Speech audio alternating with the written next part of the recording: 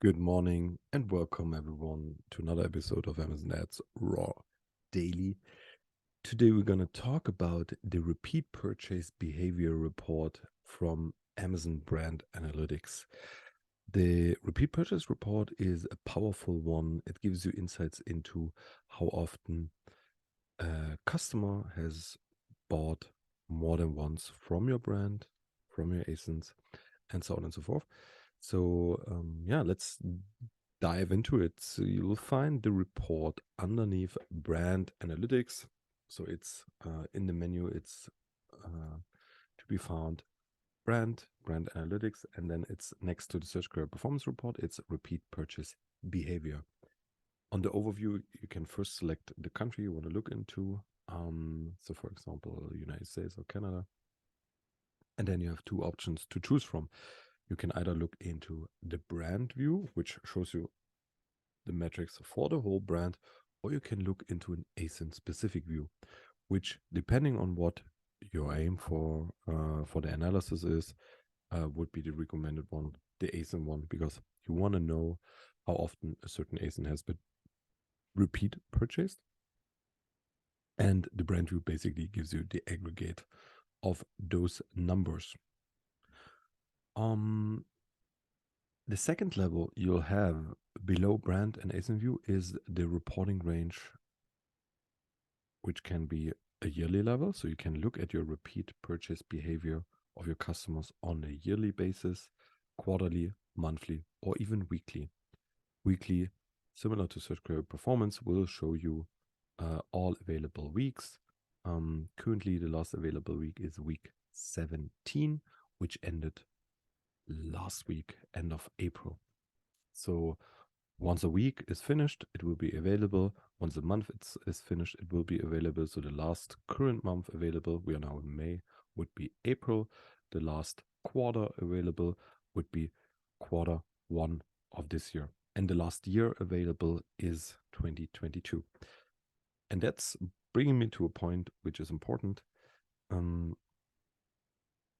If you want to analyze repeat customer behavior, let's say from a top level, it would be much more recommendable to use the yearly level. And I'll tell you in a bit why. But for operational purposes, if you want to drive certain marketing actions and you want to see, are these resulting into favorable results, meaning driving higher repeat purchase rates, then the yearly view cannot help you, because in 2023, the only available year I can download is 2022. So in the next 8 months, 7 months, I'm not able to download anything for 2023, only on the monthly, quarterly, or weekly level. So I would need to use shorter time frames for operational insights and tactics. But I should never compare the different downloaded reporting ranges on a one-to-one basis. And the reason for that is also written down in the glossary of the repeat purchase report, because it's and I just read one definition, the general definition: total number of orders for a given brand or ASIN. An order may include multiple quantities or of a product and differs from order units. And the repeat order product sales or repeat order units, and there where it gets interesting is, let's take sales, ordered product sales from customers who made more than one order within, and now important, within the selected reporting time range. So it's not dynamically looking back, did the customer purchase from me already at any given point. It's only looking into the specifically selected time frame. That means if I download the weekly numbers, or I look at the weekly numbers, I will only see repeat rates, so repeat orders, repeat sales, repeat customers for that given week. So if I have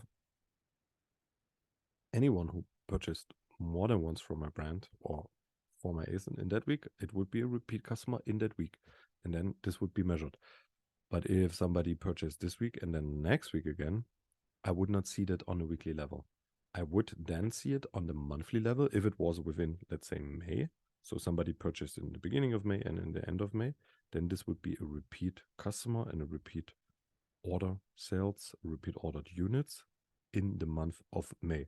But if the person orders in May the first time and the second time in June, I would not see this as a repeat order for May or June, but I would see it eventually for Q2.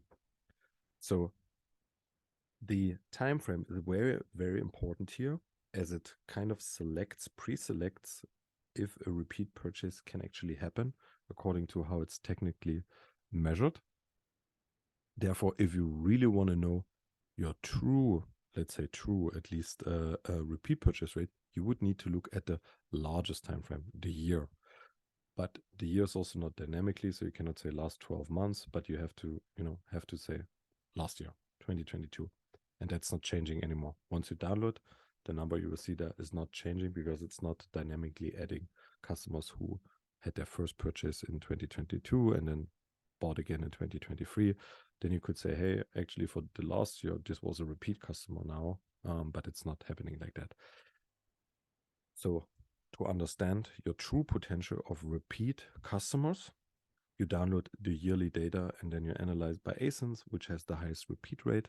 And it's very interesting to do that even on products where you would not think they have a repeat purchase rate. If it's not a consumable or something like that, you will always have a repeat rate because people buy products maybe 2 times. So they buy it one time, maybe they buy it again to give it to a friend or because they need 2 of that. There's lots of reasons why people could do a repeat purchase rate even on products which are not consumable ones. So it's interesting to look at the repeat purchase rate and look at this over the years as well and see, oh, do I have a change in that? Is there something going higher or lower? And what could be the reason for that? So giving you an example on a pet product, which is a one-time purchase because it's a hair remover. I typically see a repeat purchase rate of 4% or something like that on any given year. So that's kind of the base repeat purchase rate, even though it's not a consumable product. And now if you want to drive a certain action and let's say you want to increase repeat customers and repeat purchase rate, then the yearly level is not giving you any new insights. So you would need to start to look at the monthly level in order to compare how is my repeat purchase rate in April and in May and in June to see, did you saw an increase? But you cannot compare this repeat purchase rate on the monthly level with the yearly level because of the selected timeframes. You can only compare the monthly level with the previous months and with other ASINs on the monthly level to get an idea, is it actually increasing, is it getting better or not better, but you cannot compare it to the yearly level. So you will always see the lowest repeat purchase rates on the weekly level, and the bigger the timeframes get, the higher the repeat purchase rate naturally gets from how it's technically done. All right. I hope this helped a little bit. And yeah, obviously you can download the whole things as well. You can download the weekly level, the monthly level, and compare the data. And if you drive certain marketing campaigns for increasing, let's say you run DSP campaign and you want to target previous customers to get them to buy again, to become a repeat customer, then obviously you want to look at the weekly or I think monthly level, or even quarterly level, depending on how long your marketing action or your action in general is anticipated to take place. Yeah, so you can download this stuff, can put it in a Google Sheet, in Excel, or wherever you want to put it.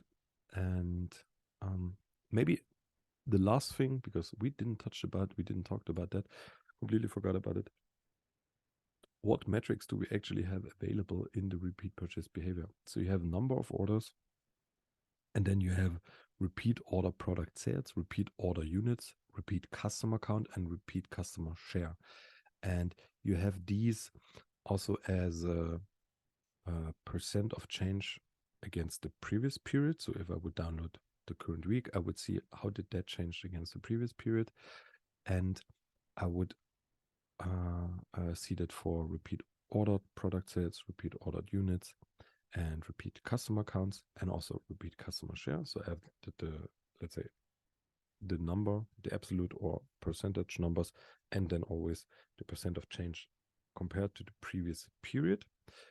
And for repeat ordered product sales and repeat ordered units, you will also have the percent of share of total units. Total units.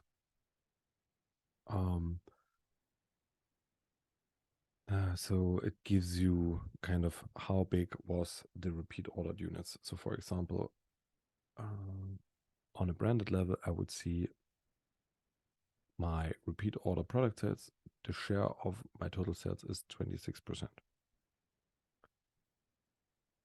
And yeah, with that, I would thank you all very much for listening today again. And sorry for not publishing an episode yesterday.